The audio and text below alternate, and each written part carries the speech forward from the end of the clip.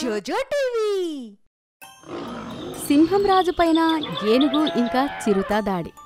ఒక అడవిలో షేరు అనే సింహం రాజ్యమేలుతూ ఉంటుంది. ఆ సింహం అడవిలో ఒక గుహలో ఉండేది. అది తన అడవిలో ఉన్న అన్ని జంతువులని బాగా ప్రేమించేది.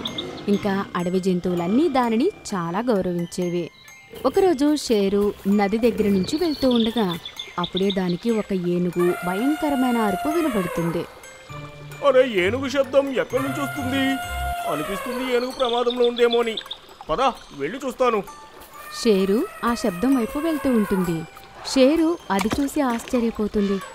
ఏనుగు నదిలో మునిగిపోయి ఉంటుంది. బయటకు రావడానికి ప్రయత్నిస్తూ ఉంటుంది. కాపాడండి, కాపాడండి, ఎవరైనా కాపాడండి. సింహం రాజు అక్కడా ఇక్కడా చూస్తాడు. అప్పుడే దానికి చెట్టుకి ఉన్న బలమైన వేర్లు కనబడతాయి. అది ఆ చెట్టు ఒక గట్టి వేరు తెంపి ఏనుగుపై విసిరేస్తుంది. ఏనుగు, నువ్వు ఈ తాడు పట్టుకొని పైకి వచ్చేసేయి. ఏనుగు అలానే చేస్తుంది. తాడు సహాయంతో నది నుంచి బయటకొస్తుంది. ఇంకా రాజా షేరుకి ధన్యవాదాలు చెప్తుంది. ఇంకా అప్పటినుంచి రాజా షేరు ఇంకా ఏనుగు మధ్య మంచి స్నేహం ఏర్పడుతుంది. కానీ వాళ్ళకి ఈ విషయం తెలీదు. ఒక తెలివైన చిరుత చెట్టుపైన కూర్చొని అవన్నీ చూస్తుందని ఇంకా ఇలా ఆలోచిస్తూ ఉంటుంది. ఈ రాజు మనకి చాలా మెతకనుకుంటా. నేను ఇతన్ని చాలా తేలికగా పిచ్చివాణ్ణి చేసేసి ఈ రాజ్యానికి రాజు అవుతాను. మరుసటి రోజు చిరుత దాని కంటికి గాయం చేసుకుని రాజా దగ్గరికి వెళ్తుంది. మహారాజా, మహారాజా, నన్ను కాపాడండి. నన్ను కొన్ని అడవి కుక్కలు వెంటబడుతున్నాయి. ఎవరు నువ్వు? ఎక్కడి నుంచి వస్తున్నావు? మహారాజా, నేను పక్కనే ఉన్న అడవి నుంచి వస్తున్నాను. అక్కడ అడవి కుక్కలు రాజ్యమేలుతూ ఉంటాయి. అవి నా పైన దాడి చేసి నన్ను ఇలా గాయపరిచాయి. భయపడకు, ఇప్పుడు నువ్వు నా దగ్గరికి వచ్చావు. నీకు ఏ హాని కలగదు. ఇక చిరుతకి కూడా అదే కావాలి. ఇంకా అది సింహం పక్కనే ఉన్న గుహలో ఉండేది. సింహం కూడా దాన్ని తన మిత్రుడిగా భావించింది. ఇంకా ఇద్దరూ కలిసే ఉండేవారు, కలిసి తిరిగేవారు. ఒకసారి చిరుత సింహాన్ని వెతికి వెళ్దామని ఒక ఎత్తైన ప్రదేశానికి తీసుకుని వెళ్తుంది. కానీ ఏనుగు ఇదంతా చూస్తూ ఉంటుంది. అది మెల్లిమెల్లిగా వాళ్ళ వెనకాలే వెళ్తూ ఉంటుంది. ఎందుకంటే ఏనుగుకి తెలుసు చిరుత చాలా తెలివైందని. ఇంకా అది దానికి దొరికిన ఏ జంతువునైనా చంపి తింటుందని. అలానే చిరుత సింహాన్ని అక్కడి నుంచి కిందకి తోసేస్తుంది. ఇంకా సింహం కింద పడిపోతూ ఉంటుంది. సింహం మహారాజా, ఇంకా సేపట్లో ఇక్కడికి ఇంకొక చిరుత వచ్చి మిమ్మల్ని తినేస్తుంది. ఇక ఈ అడవికి రాజుని నేనే.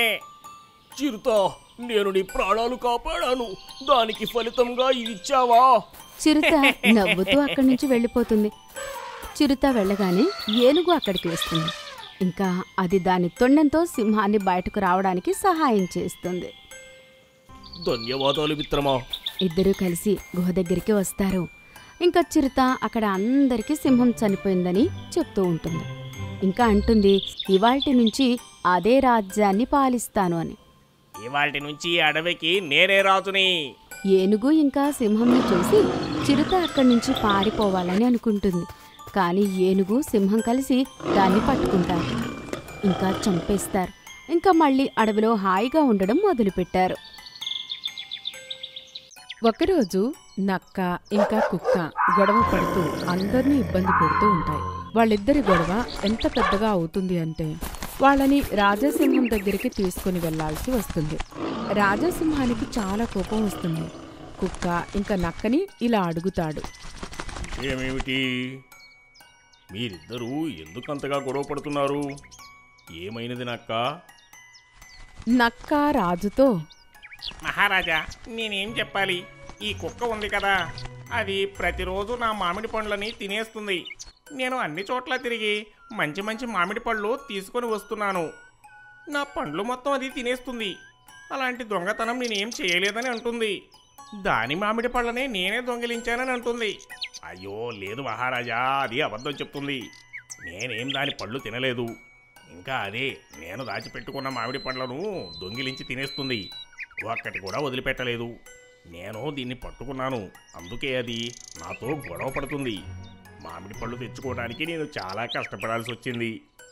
అదైతే నక్క, నేను కుక్కని. నేను మామిడి పండు కోసుకురావడానికి ఎంత కష్టమవుతుంది చెప్పండి. రాజాసింహం ఇద్దరి మాటలు వింటుంది. కాని ఎవరు నిజం చెప్తున్నారో కనుక్కోవడం చాలా కష్టమైపోతుంది. అప్పుడే రాజా కళ్ళు పావురం పైన పడతాయి. ఇంకా రాజా పావురంతో ఇలా అంటాడు. ఒరే చెప్పు పావురమా, ఈ సమస్యకు నీ దగ్గర ఏమైనా ఉపాయం ఉందా? చాలా మంచి ఉపాయం ఉంది. మీరు నాతో పాటు మాయా మామిడి చెట్టు దగ్గరికి రండి. వీళ్ళిద్దరినీ తీసుకుని వెళ్దాం. అక్కడ పాలకు పాలు, నీళ్లకు నీళ్లు అవుతాయి. అక్కడ మాయా మామిడి పండ్లు ఉంటాయి. వీళ్ళిద్దరిలో ఎవరైతే నిజం చెప్తున్నారో వాళ్ళు తప్పించుకుంటారు. ఇంకొకటి, ఎవరైతే అబద్ధం చెప్తారో మామిడి పండు కొరికిన వెంటనే వాళ్లకున్న పళ్ళన్నీ రాలిపోతాయి. రాజాసింహం కుక్క ఇంకా నక్కని తీసుకుని మాయా చెట్టు దగ్గరికి వెళ్తాడు. అందుకే అది మాయా చెట్టుని చూసి అక్కడి నుంచి పారిపోతుంది. నక్క రాజా సింహంతో ఇలా అంటుంది. మహారాజా, ఇది మాయా చెట్టు కదా, నేను ఇప్పుడే మీకు పండుని కొరికి చూపిస్తాను, చూడండి. మాయా చెట్టు నుండి మామిడికాయ తెంపి నక్క కొరకగానే అది తేలికగా కట్ అవుతుంది. నక్కకి ఏమీ కాదు. ఈ విషయం వల్ల అది రుజువవుతుంది కుక్క చెప్పింది అబద్ధమని, ఇంకా దొంగతనం అదే చేసింది అని. అందుకే మనం అబద్ధం చెప్పి ఎవరి మీద నిందలు వేయకూడదు. కట్టెల గుర్రం. ముఖేష్ ఒక నిజాయితీ గల వ్యాపారి. అతనికి 3 పిల్లలు ఉండేవారు, సోన, గుడ్డు, చిక్కి. ఆ 3 పిల్లలు బొమ్మల కోసం ఎప్పుడూ గొడవ పడుతూ ఉండేవారు. అప్పుడు ముఖేష్ వాళ్లతో ఇలా అంటాడు. బయటకెళ్ళి ఆడుకోండి. కాని బయటికి వెళ్ళొద్దని అమ్మ చెప్పింది నాన్నగారు. మీరు వాళ్ళని బయటకు వెళ్ళమని ఎందుకంటున్నారు? బయట కరోనా మహమ్మారి ఉందని మీకు తెలీదా? ఇంట్లో ఉండి ఆడుకోవడమే మంచిది. సరే కానీ కాస్త అల్లరి తగ్గించమని చెప్పు. పిల్లలు, ఇంకా అల్లరి ఆపండి, చదువుకోండి కూర్చొని. ఆ 3 పిల్లలు ఎప్పుడు ఆడుకున్నా గొడవ పడేవారు, వాకిట్లో గొడవ చేసేవారు. నీకు ముందే చెప్పాను కదా ముందు ఆట నాదని. అక్క, నువ్వెప్పుడు ఇలానే చేస్తావు. ఈరోజు నేను ముందాడుతాను. మీ ఇద్దరు ఇలాగే చేస్తారు, అందుకనే నాకు అదే ఛాన్స్ ఎప్పుడూ ఇవ్వరు. ఆ 3 గొడవ చూసి ముఖేష్ బాధపడతాడు. దేవుడా, ఈ పిల్లలు ఎప్పుడు మారుతారు? నాన్నగారు, నాకు కొన్ని బొమ్మలు కావాలి. సరే, తప్పకుండా తెస్తాను. మీరెప్పుడు అలాగే అంటారు, కానీ తీసుకురారు. ముఖేష్ వాళ్ళ పిల్లల ఆనందం కోసం మిగిలిపోయిన కట్టెలతో ఒక చెక్క గుర్రాన్ని తయారు చేస్తాడు. దాని కింద చెక్కతో ఊగుతూ ఆడుకునేలాంటి చెక్కని అమరుస్తాడు. అది చూసి పిల్లలు చాలా ఆనందపడతారు. వావ్, నాన్నగారు, దీని మీద నేను కూర్చుంటాను. లేదు, నేను కూర్చుంటాను. ముందు నేనందరికన్నా చిన్నవాణ్ణి కదా. 3 పిల్లలు మళ్ళీ గొడవ మొదలు పెడతారు. ఆగండి పిల్లలు, ఒక్కొక్కరు ఒక్కోసారి ఆడండి. చూడండి, గొడవ మళ్ళీ పెరిగింది. పర్వాలేదులే, చెక్క గుర్రాలు ఇంకా తయారు చేస్తాను నేను. ముఖేష్ మరియు అతని భార్య నవ్వుకుంటారు. పిల్లలు 3 దగ్గర 3 గుర్రాలతో ఉండడంతో వాళ్ళు చాలా ఆనందంగా ఆడుకుంటారు. ఆ గుర్రాలపై కూర్చొని పాటలు పాడుకుంటూ హాయిగా ఆడుకుంటారు. నాన్నగారు, ఈ గుర్రం నాకు చాలా నచ్చింది. ఎప్పుడూ దీని మీద కూర్చునే ఉండాలనిపిస్తుంది. స్కూల్లో చెప్పిన పాఠాలు, పద్యాలు అన్నీ దీని మీద కూర్చుంటేనే గుర్తొస్తున్నాయి. ఏమండి, మన కాలనీలో ఉన్నవారంతా మీరు చేసిన గుర్రాన్ని చూసి చాలా మెచ్చుకున్నారు. మీ పిల్లలు ఇంత శబ్దం లేకుండా ఆడుతున్నారు, అసలు ఉన్నారా లేరా అన్నట్లుగా ఉన్నారు అంటున్నారు. ఇంకో మాట, మీకు టైం ఉన్నప్పుడు శీల మరియు మంచు పిల్లల కోసం కూడా మీరు చెక్క గుర్రాన్ని చేసి ఇవ్వండి. పిల్లలు వాటితో ఆడి చాలా ఆనందపడతారు. స్కూల్ పాఠాలు చదవడం పిల్లలకు మంచి ఆటలా మారిపోయింది. గుర్రం ఊగుతూనే చదవాలనుకుంటున్నారు. మీరు ఈరోజు అన్నింటికన్నా పెద్ద మంచి పని చేశారు. నాకు చాలా ఆనందంగా కూడా అనిపిస్తుందండి మిమ్మల్ని చూస్తుంటే. అందులో గొప్పేముంది? పిల్లలందరూ కూడా ఒకటే. వాళ్ళకి నేను చెక్క గుర్రాలు తయారు చేసిస్తాను. ఈ విధంగా ప్రజలంతా ముఖేష్ని చెక్క గుర్రం బొమ్మల వ్యక్తిగా పిలవసాగారు. అలా ముఖేష్ రకరకాల చెక్క గుర్రాలు చేసి మార్కెట్లో అమ్మసాగాడు. పిల్లలందరి ముఖాలపై ఒక ఆనందంతో కూడిన చిరునవ్వు నింపాడు. మాయా చెట్టు ఇంకా కోడిగుడ్డు. లాలి అనే ఒక అందమైన కోడి ఉండేది. చాలా త్వరలోనే అది గుడ్లు పెట్టబోతోంది. కానీ అది ఎప్పుడూ ఈ విషయం గురించి కంగారు పడుతూ ఉండేది. ఏదో ఒక వ్యాపారి లేక ఏదో ఒక అత్యాశగల వ్యక్తి దాని గుడ్లను దొంగిలించి తినేస్తారేమో అని. ఇంకా అది దాని పిల్లల్ని ఎప్పటికీ కలవలేదేమో అని అది ఎప్పుడూ ఈ విషయం గురించే కంగారు పడుతూ ఉండేది. ఒకరోజు అది ఒక చెట్టు కింద కూర్చుని చాలా ఆలోచిస్తూ ఉంటుంది. ఇంకా ఆలోచిస్తూ దానికి ఏడుపు వచ్చేస్తుంది. ఏం చేయను? నా గుడ్లు ఇవాళ కాకపోతే రేపైనా బయటికి వస్తాయి. ఒకవేళ అవి బయటికి వస్తే వాటిని ఎక్కడ దాయాలో అర్థం కావడం లేదు. ఎవరో ఒకరు వస్తారు, ఇంకా నా గుడ్లని దొంగిలించి తినేస్తారు కూడా. నేను ఎప్పటి నుంచో గుడ్లు పెడుతున్నాను, కానీ నా పిల్లల్ని కలవలేకపోతున్నా. అయ్యో భగవంతుడా, నాకు సహాయం చెయ్యి, ఏదైనా చెప్పు. ఆ కోడి మాటలు విని చెట్టు మాట్లాడడం మొదలు పెడుతుంది. ఎందుకంటే ఆ చెట్టు ఒక మాయా చెట్టు కాబట్టి. అది దాని ఆకులన్నీ చల్లుతూ కోడితో ఇలా అంటుంది. ఏమైంది? ఎందుకు ఏడుస్తున్నావు నువ్వు? ఎవరు? అరే, నువ్వు ఏ చెట్టు కింద అయితే ఉన్నావో ఆ చెట్టునే నేను. నువ్వు మాట్లాడగలవా? నేనేదో మామూలు చిన్న చెట్టును కాదు. నేను ఒక పెద్ద ఋషి తపస్సు వల్ల వచ్చిన చెట్టును. ఒక ఋషి నా చెట్టు కింద కూర్చొని తపస్సు చేసేవాడు. దాని ద్వారా మాయలు కూడా నేర్చుకున్నాను. నేను నీకేమైనా సహాయం చేయగలనా? కోడి దాని బాధలన్నీ చెట్టుకి చెప్తూ ఉంటుంది. చెట్టు గట్టిగా నవ్వుతుంటుంది. ఇదేమంత పెద్ద విషయమేం కాదు. నువ్వు నీ గుడ్లని నా చెట్టు కింద పెట్టు. నేను ఎవరు వచ్చినా కానీ వాటిని మాయం చేసి కనపడకుండా చేస్తాను. అలా జరుగుతుందా? తప్పకుండా. అయితే సరే, నేను నా గుడ్లని ఇక్కడే పెడతాను. కోడి నిర్ణయించుకుంటుంది చెట్టు చుట్టుపక్కలే ఉండాలి అని. అది గుడ్లను పెట్టిన తర్వాత చాలా ఆనందిస్తుంది. చెట్టు పగలు రాత్రి వాటిని జాగ్రత్తగా చూసుకుంటూ ఉంటుంది. ఎవరైనా ఆ గుడ్లను చూసినా కూడా వాళ్ళ దగ్గరికి వచ్చేసరికి వాళ్ళకి గుడ్లు కనబడకుండా పోతాయి. పిల్లలు బయటకు రాగానే కోడి చాలా ఆనందిస్తుంది. నీకు చాలా చాలా ధన్యవాదాలు. నా ముగ్గురు పిల్లలు చాలా జాగ్రత్తగా ఉన్నాయి. ఇప్పుడు నేను నా గ్రామానికి తిరిగి వెళ్తున్నా. మాయా చెట్టు, నువ్వు అన్నిటికన్నా నా మిత్రుడివి. నేను నీకు రాఖీ కడతాను. చెట్టు చాలా ఎమోషనల్ అవుతుంది. కోడి తన పెద్ద తాడుని తెచ్చి చెట్టుకి కడుతుంది. ఇంకా దానికి సెలవు చెప్పి ఆనందంగా తన ఇంటికి తిరిగి వెళ్ళిపోతుంది. మున్నా ఏడుస్తున్నాడు. రాజు ఇంకా కిషోరికి ఒక చిన్న బిడ్డ పుడతాడు.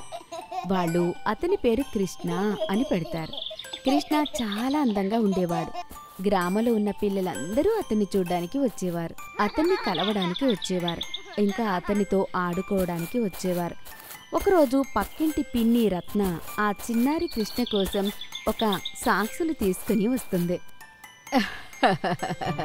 చూడు, నేను నా చిన్నారి లల్లాకి కృష్ణకి సాక్సులు తీసుకునొచ్చాను. ఎలా ఉన్నాయో చూడు. పిన్ని, తప్పకుండా మీరింత ప్రేమతో తెచ్చారు కదా.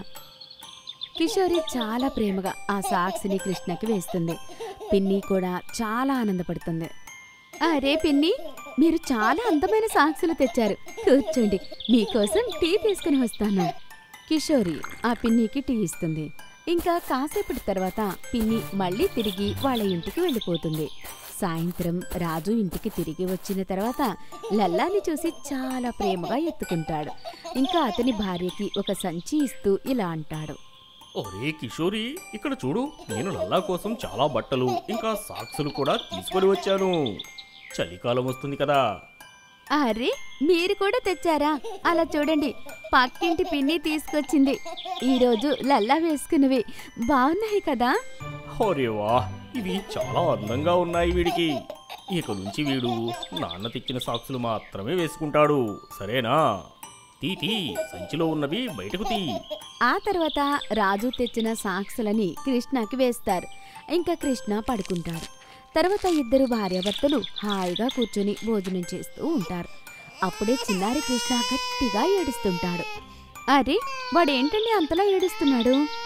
ఎవరికి తెలుసు, నువ్వు త్వరగా భోజనం చేసి వాడిని పడుకోబెట్టు. రాజు ఇంకా కిషోరి ఆ రాత్రంతా లేచి ఉంటారు. కాని వాళ్ళ కొడుకు కృష్ణ మాత్రం ఏడుపు ఆపనే ఆపడు. అప్పుడే పక్కింటి పిన్ని వాళ్ళ శబ్దం విని అక్కడికి వస్తుంది. ఇంకా ఇలా అంటుంది, అరే ఏమైంది కిషోరి, నీ బిడ్డ రాత్రంతా ఏడుస్తూనే ఉన్నాడు, నాకైతే చాలా భయమైంది. తెలీదు పిన్ని, రాత్రంతా ఏడుస్తూనే ఉన్నాడు, పాలిచ్చాను, ఇంకా పడుకోబెట్టాను కూడా, అయినా ఏడుస్తూనే ఉన్నాడు. ఏది ఇలా ఇవ్వు. పిన్ని కృష్ణని చేతిలోకి ఎత్తుకుని చూస్తుంది. కృష్ణ కొత్త సాక్సులు వేసుకుని ఉంటాడు. పిన్ని వెంటనే వాటిని తీసేస్తుంది. అప్పుడు కిషోరి ఇలా అంటుంది, అరే అరే పిన్ని, అవి తీయకండి, నిన్న రాత్రే వీళ్ళ నాన్న వీడి కోసం కొత్త సాక్సులు తెచ్చాడు.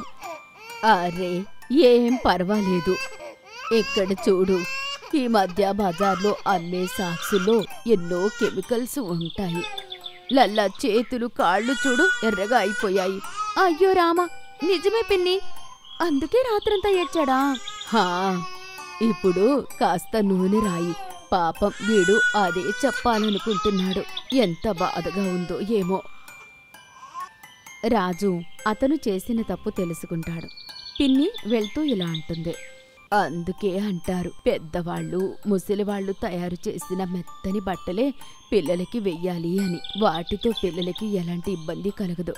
రేపు నేను లల్లా కోసం ఇంకొన్ని సాక్సులు తయారు చేసుకుని తీసుకొస్తాను. ఏం పర్వాలేదు, కొత్తగా తల్లిదండ్రులు అయ్యారు కదా, తప్పులు జరుగుతూనే ఉంటాయి. పెద్ద కాలు ఆవు ఇంకా ముసలి. గంగ అనే పొడవు కాళ్ల ఆవు అడవి మొత్తంలో ఒక్కటే ఉండేది. దాని కాళ్ళు ఎంత పొడవుగా ఉండేవి అంటే అన్ని జంతువులు దాని కాళ్ల దగ్గరే ఆగిపోయేవి. ప్రతి ఒక్కరూ దాన్ని చూసి దాని అద్భుత రూపానికి ఆశ్చర్యపోయేవారు. ఆవుకి ఒక అలవాటు ఉండేది. అది ఎప్పుడు నది ఒడ్డుకు వెళ్ళి దాని కాళ్ళు శుభ్రం చేసుకుంటూ ఉండేది.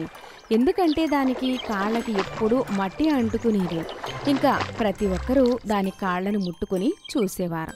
ఆ ప్రకారంగా దానికి ఒక నియమం ఏర్పడుతుంది. ప్రతిరోజు నది దగ్గరికి వెళ్ళి దాని కాళ్ళని శుభ్రం చేసుకోవడం.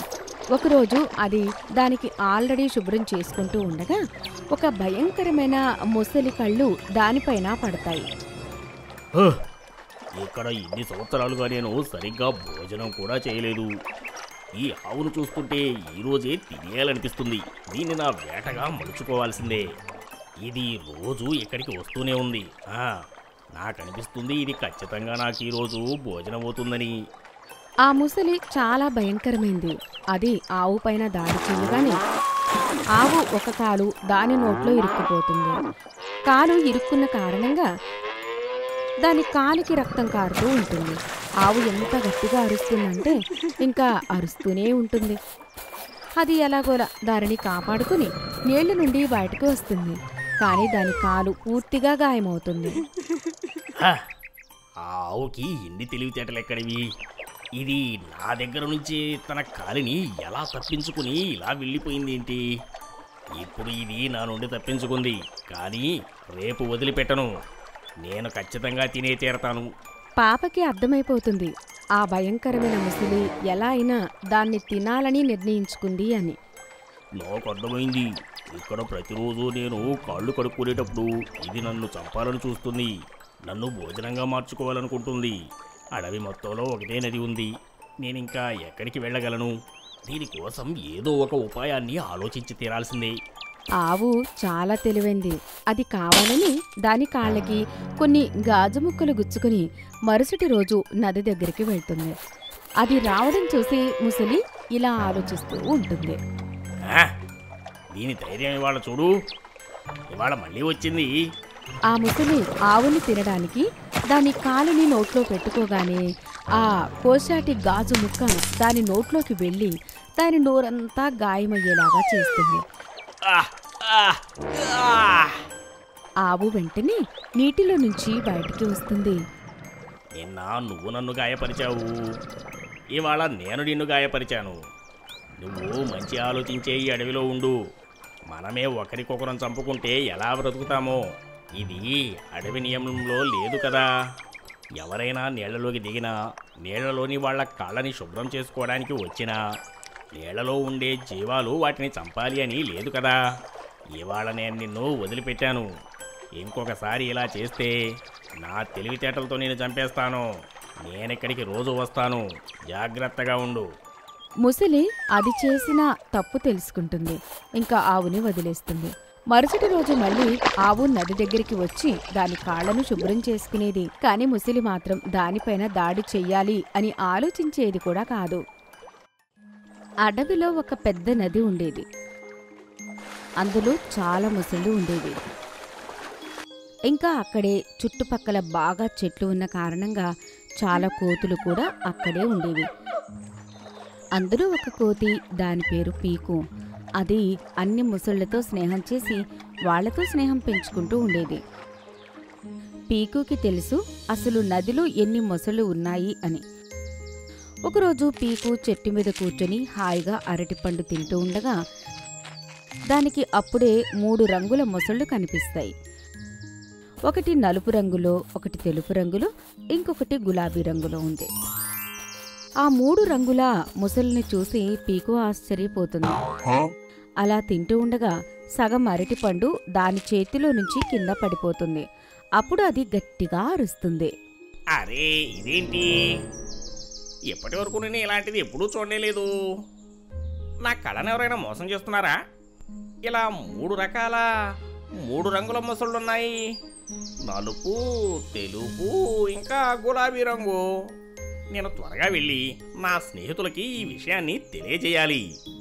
లేకపోతే వాళ్ళు ఇక్కడికి వచ్చి వీటిని చూసి భయపడిపోతే చాలా కష్టమవుతుంది. నేను త్వరగా వెళ్ళాలి. పీకు వెంటనే పరిగెడుతూ వెళ్లి దాని స్నేహితులందరికీ చెప్తాడు. నీళ్ళలో ఉండే మొసళ్ళు ఇంకా పీకు స్నేహితులందరూ ఆ విషయం విని ఆశ్చర్యపోతారు. అరే త్వరగా పదండి, అవి వస్తూనే ఉంటాయి. నేను అవి ఈ నది దగ్గరికి రావడం చూశాను. అరే మనం మాట్లాడకుండా ఉన్నాం చూడండి, అందుకే అవి మన దగ్గరికి వస్తున్నాయి. అప్పుడు పీకు ఇంకా తన స్నేహితులకే ఆ విషయం చెప్తూ ఉంటుంది. అంతే, అంతలోపే ఆ 3 మొసళ్ళు వచ్చి నది దగ్గర నిలబడతాయి. నదిలో ఉన్న ముసళ్ళన్నీ ఆశ్చర్యపోతాయి. ఇంకా అదే నదిలో ఉండే ఒక పెద్ద ముసలి బయటికి వచ్చి ఆ 3 ముసలులకు నమస్కారం చెప్తూ ఇలా అంటుంది. మీ అందరికీ ఇక్కడికి స్వాగతం. కానీ మీరు నాకు ఒక విషయం చెప్పండి. మీరు ఇక్కడికి ఎందుకు వచ్చారు అసలు? మీరు చూడడానికి మాలానే ముసలలా ఉన్నారు, కానీ రంగులతో ఉన్నారు. దయచేసి మీ గురించి చెప్పండి. 3 రంగుల ముసళ్ళలో నుండి ఒక తెలుపు ముసలి ముందుకు వస్తుంది. ఇంకా ఇలా అంటుంది. నా పేరు సీతారాం. మేము ముగ్గురం చూడటానికి రంగుల్లో ఉండొచ్చు, కానీ మేము కూడా మీలాగే మామూలు ముసళ్ళమే. యాత్ర చేయడం చాలా కష్టమవుతుంది. మమ్మల్ని ఏ సమయంలో ఏ జంతువులు వేటాడొచ్చు అని మా అడవిలో ఒక నీటి చుక్క కూడా లేదు. మాకు సహాయం చేయడానికి ఒక దేవత మొసలి ప్రత్యక్షమై మమ్మల్ని ఇలా రంగులుగా మార్చేసింది. ఇంకా ఏం చెప్పిందంటే, ఈ దారిలోకి వెళితే ఒక పెద్ద నది కనిపిస్తుంది, ఇంకా అందులో ఉండే వాళ్ళు మాకు సహాయం చేస్తారు అని. నీటిలోకి వచ్చిన తరువాత మా రంగు మళ్ళీ మామూలుగా మారిపోతుంది. మేము కూడా ఇక నుంచి మీతో పాటు నదిలో ఉండడానికి అనుమతిని మిమ్మల్ని అడుగుతున్నాము. దయచేసి మాకు అనుమతినివ్వండి. మొసలికి వాళ్ళ మాటల మీద నమ్మకం కుదురుతుంది. ఇంకా వాటిని నీటిలోకి వెళ్ళమని చెప్తుంది. నీటిలోకి వెళ్ళిన వెంటనే ఆ 3 మొసళ్ళు మళ్ళీ తిరిగి వాళ్ళ నిజమైన రంగులోకి మారిపోతాయి. అందరితో పాటు పీకుకి కూడా ధన్యవాదాలు చెప్తారు. మాయా చెట్టు ఇంకా కోడిగుడ్డు. లాలి అనే ఒక అందమైన కోడి ఉండేది. చాలా త్వరలోనే అది గుడ్లు పెట్టబోతోంది. కానీ అది ఎప్పుడూ ఈ విషయం గురించి కంగారు పడుతూ ఉండేది. ఏదో ఒక వ్యాపారి లేక ఏదో ఒక అత్యాశ గల వ్యక్తి దాని గుడ్లను దొంగిలించి తినేస్తారేమో అని. ఇంకా అది దాని పిల్లల్ని ఎప్పటికీ కలవలేదేమో అని అది ఎప్పుడూ ఈ విషయం గురించే కంగారు పడుతూ ఉండేది. ఒకరోజు అది ఒక చెట్టు కింద కూర్చొని చాలా ఆలోచిస్తూ ఉంటుంది. ఇంకా ఆలోచిస్తూ దానికి ఏడుపు వచ్చేస్తుంది. ఏం చేయను? నా గుడ్లు ఇవాళ కాకపోతే రేపైనా బయటికి వస్తాయి. ఒకవేళ అవి బయటికి వస్తే వాటిని ఎక్కడ దాయాలో అర్థం కావడం లేదు. ఎవరో ఒకరు వస్తారు, ఇంకా నా గుడ్లని దొంగిలించి తినేస్తారు కూడా. నేను ఎప్పటి నుంచో గుడ్లు పెడుతున్నాను, కానీ నా పిల్లల్ని కలవలేకపోతున్నా. అయ్యో భగవంతుడా, నాకు సహాయం చెయ్యి, ఏదైనా చెప్పు. ఆ కోడి మాటలు విని చెట్టు మాట్లాడడం మొదలుపెడుతుంది. ఎందుకంటే ఆ చెట్టు ఒక మాయా చెట్టు కాబట్టి. అది దాని ఆకులన్నీ చల్లుతూ కోడితో ఇలా అంటుంది. ఏమైంది? ఎందుకు ఏడుస్తున్నావు నువ్వు? ఎవరు? అరే, నువ్వు ఏ చెట్టు కింద అయితే ఉన్నావో ఆ చెట్టునే నేను. నువ్వు మాట్లాడగలవా? నేనేదో మామూలు చిన్న చెట్టును కాదు. నేను ఒక పెద్ద ఋషి తపస్సు వల్ల వచ్చిన చెట్టును. ఒక ఋషి నా చెట్టు కింద కూర్చొని తపస్సు చేసేవాడు. దాని ద్వారా మాయలు కూడా నేర్చుకున్నాను. నేను నీకేమైనా సహాయం చేయగలనా? కోడి దాని బాధలన్నీ చెట్టుకి చెప్తూ ఉంటుంది. చెట్టు గట్టిగా నవ్వుతుంటుంది. ఇదేమంత పెద్ద విషయమేం కాదు. నువ్వు నీ గుడ్లని నా చెట్టు కింద పెట్టు. నేను ఎవరు వచ్చినా కానీ వాటిని మాయం చేసి కనపడకుండా చేస్తాను. అలా జరుగుతుందా? తప్పకుండా. అయితే సరే, నేను నా గుడ్లని ఇక్కడే పెడతాను. కోడి నిర్ణయించుకుంటుంది చెట్టు చుట్టుపక్కలే ఉండాలి అని. అది గుడ్లను పెట్టిన తర్వాత చాలా ఆనందిస్తుంది. చెట్టు పగలు రాత్రి వాటిని జాగ్రత్తగా చూసుకుంటూ ఉంటుంది. ఎవరైనా ఆ గుడ్లను చూసినా కూడా వాళ్ళ దగ్గరికి వచ్చేసరికి వాళ్ళకి గుడ్లు కనబడకుండా పోతాయి. పిల్లలు బయటికి రాగానే కోడి చాలా ఆనందిస్తుంది. నీకు చాలా చాలా ధన్యవాదాలు. నా ముగ్గురు పిల్లలు చాలా జాగ్రత్తగా ఉన్నాయి. ఇప్పుడు నేను నా గ్రామానికి తిరిగి వెళ్తున్నా. మాయా చెట్టు, నువ్వు అన్నిటికన్నా నా మిత్రుడివి. నేను నీకు రాఖీ కడతాను. చెట్టు చాలా ఎమోషనల్ అవుతుంది. కోడి తన పెద్ద తాడుని తెచ్చి చెట్టుకి కడుతుంది. ఇంకా దానికి సెలవు చెప్పి ఆనందంగా తన ఇంటికి తిరిగి వెళ్ళిపోతుంది. సోనా అనే ఒక ఎద్దు ఉండేది. ఆ ఎద్దు భార్య కొంతకాలం క్రితమే చనిపోతుంది. ఇప్పుడు ఆ ఎద్దు రెండవ పెళ్లి చేసుకుంటుంది. కానీ ఆ ఎద్దు మొదటి భార్యకి ఒక సంతానం ఉంటుంది. ఆ బిడ్డ పేరు గోలు. గోలు చాలా మంచివాడు. ఇంకా అతని తల్లిని చాలా ప్రేమించేవాడు. కానీ వాళ్ళ అమ్మ చనిపోయిన తర్వాత ప్రతి ఒక్కరిలో వాళ్ళ అమ్మని వెతుక్కునేవాడు. కానీ అతని ఇంకొక తల్లి వచ్చిన తర్వాత తను గోలుని అస్సలు ఇష్టపడేది కాదు, ఎలా అయితే తన సొంత తల్లి ఇష్టపడేదో. ఇప్పుడు సోనా ఎద్దు కూడా చాలా బిజీగా ఉండేది. అది తన కొడుకు పైన అస్సలు ధ్యాస పెట్టేది కాదు. ఒకరోజు సోనా రెండవ భార్య రమోనా దాని అక్కని తన ఇంటికి పిలుస్తుంది. రమోనా వాళ్ళ అక్క తల్లి కాబోతుంది. తన రోజంతా తనతో కూర్చుని మాట్లాడుతూ ఉంటుంది. ఇదంతా చూసి గోలు చాలా ఆనందపడతాడు. ఇంకా అతని పిన్ని దగ్గరికి వెళ్ళి కూర్చుంటాడు. మాటి మాటికి ఈ విషయం రమోనాకి అస్సలు నచ్చదు. ఎప్పుడు చూసినా మా అక్క దగ్గరికి వచ్చి కూర్చుంటున్నావు. వెళ్ళు, ఎక్కడికైనా వెళ్ళి అడుక్కొని తిను. నువ్వు ఇక్కడికి రావాల్సిన అవసరం నీకు లేదు. ఇప్పుడు తను మళ్ళీ తల్లి కాబోతుంది. త్వరలోనే మా ఇంటికి ఒక మంచి బాబు రాబోతున్నాడు. నువ్వు అచ్చం మీ అమ్మలాగానే ఉన్నావు. నాకు నువ్వు కాస్త కూడా నచ్చవు. గోలు ఆరోగ్యం కూడా రోజురోజుకి పాడవుతూ ఉంటుంది. కానీ అతని ప్రేమ రమోనా వాళ్ళ అక్క మీద పెరిగిపోతూనే ఉంటుంది. రమోనా వాళ్ళ అక్క కూడా వచ్చిపోతూ అతనికి పాలిస్తూ ఉండేది. ఇంకా అతన్ని బాగా ప్రేమగా చూసుకుంటూ ఉండేది. ఒకరోజు రమోనా బజార్కి కొంత పని మీద బయటకు వెళ్తుంది. ఇంకా అక్కడ రమోనా వాళ్ళ అక్కకి కడుపులో బాగా నొప్పి ఉంటుంది. అరే గోలు, వెళ్ళి చెల్లిని పిలుచుకొనిరా. గోలు పిన్ని మాటలు వినగానే అతని సవతి తల్లి రమోనాని వెతకడానికి అడవి వైపుకు వెళ్తాడు. ఇంకా వాళ్ళ అమ్మని తిరిగి తీసుకుని వస్తాడు. పూర్తి దారంతా రమోనా అతన్ని తిడుతూనే ఉంటుంది. ఒకవేళ ఈ విషయం అబద్ధమైతే ఇవాళ రాత్రి నీకు భోజనం పెట్టను, అర్థమైందా? కానీ రమోనా తన అక్కని చూడగానే ఇంటికి వచ్చి గోలు చెప్పిన మాటలపైన నమ్మకం కుదురుతుంది. తను వెంటనే డాక్టర్ని పిలిచి తనకు వైద్యం చేయిస్తుంది. స్పృహలోకి వచ్చిన తర్వాత రమోనా అక్క తనతో ఇలా అంటుంది. ఇవాళ నీ కొడుకు గోలు లేకపోతే నేను చనిపోయేదాన్ని చెల్లి. రమోనా తను చేసిన తప్పు తెలుసుకుంటుంది. తను సోనాతో ఇలా అంటుంది. నేను నీ కొడుకుని అస్సలు ప్రేమించేదాన్నే కాదు. ఎప్పుడూ నా సొంత కొడుకులాగానే భావించాను. కానీ నిజంగా గోలు చాలా మంచివాడు.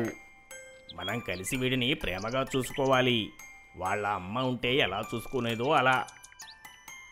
ఇప్పుడు సోనా ఇంకా గోలు ఇద్దరు చాలా ఆనందంగా ఉంటారు.